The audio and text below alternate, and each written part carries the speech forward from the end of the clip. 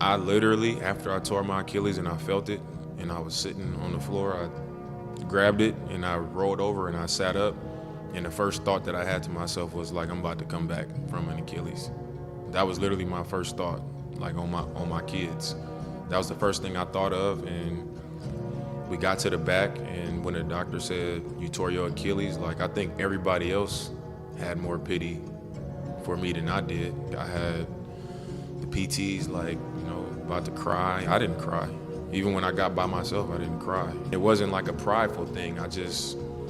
My mind automatically went to like, I gotta fight for something. I know it's gonna be a long journey. I know it's a challenge mentally, and I kind of shifted right there to what I knew was coming. And then it was, just kind of learning more about it, talking to Aaron Rodgers and KD and Rudy Gay, all these guys that experienced it and handled it differently. I never had that moment of like pity or any of those things with none of my injuries, honestly. But this one I know is like probably the biggest one of my career. Like you said, it's a mental battle, but if I don't lose those. If it's physical, it's possible, but a mental battle, I'm just not gonna lose.